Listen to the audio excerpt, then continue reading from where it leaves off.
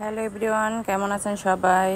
তো আজকে রান্না করব কোরবানির গোশত। আসলে কোরবানির মাংস একদিনে খেয়ে তো আর তৃপ্তি হয় না, তাই কিছুদিন পর পর রান্না করে খেলে ভালোই লাগে। তো আসলে আমরা এমনিতে যে মাংসটা রান্না করে খাই সেটা খেলে দেখা যায় শরীরে অনেক অসুখ বেড়ে যায়, কিন্তু কোরবানির মাংসতে একটা আল্লাহর রহমত থাকে। সেটা আপনি যতই খান আপনার শরীরে কিন্তু তেমন একটা অসুখ বিসুখ বাড়বে না। তাই আমরা অনেকে আছি যারা গরুর মাংস কম খাই বা ডাক্তারের নিষেধ আছে, তারা দেখবেন যে এমনিতে মাংস না খেলেও কোরবানির মাংসটা ঠিকই খায়। তো আর গরুর মাংস পছন্দ করে না এমন মানুষ খুব কমই আছে।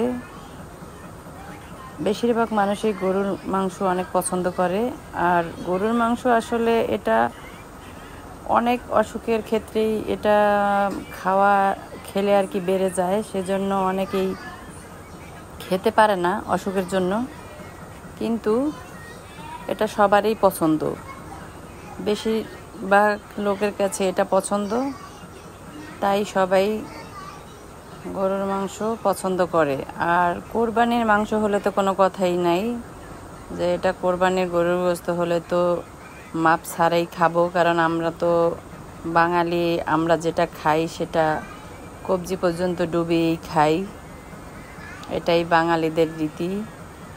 তো আসলে কোনো কিছু অতিরিক্ত খাওয়াও ভালো না, আবার না খেয়ে থাকবো সেটাও না।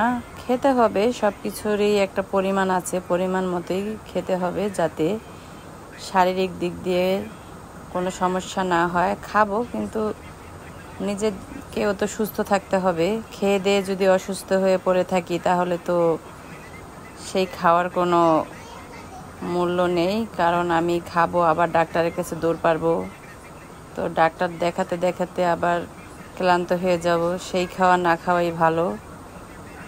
তাই প্রত্যেকটা মানুষেরই যে কোনো কাজের সময় ভেবেচিন্তে করা উচিত। কাজের আগেই ভাবতে হবে এটার ফলটা কি হতে পারে। তাই শুধু খাওয়া দাওয়া না, সব কিছুই পরিমাপ করে করলে আপনি সুস্থ থাকতে পারবেন। মন এবং শারীরিক দিক দিয়ে, সব দিক দিয়ে আপনি যদি সব কিছু পরিমাপ করে চলেন তাহলে আপনি সুস্থ থাকতে পারবেন। এদিকে তো ওর বাবা আবার কিছু দুধ দিয়ে গেছে আমাকে লাড়ার জন্য, মিষ্টি দই করবে সেজন্য। তো এদিকে আমার গরুর মাংসটাও হয়ে গেছে, এই দেখুন। তো সুন্দর একটা কালার এবং খেতেও বেশ মজা হয়েছে। আর এইরকম লাস্টে আমি একটু আবার জিরার তেলে সেটার গুঁড়া দিয়ে দিলাম, কারণ এই গুঁড়াটা দিলে মাংস রান্নার স্বাদটা আরও ডাবল বেড়ে যায়। আমার কাছে ভীষণ ভাল লাগে, কার কাছে কেমন লাগে জানি না, তো আমি এটা সবসময়ই দেই। তো আজ এ পর্যন্তই।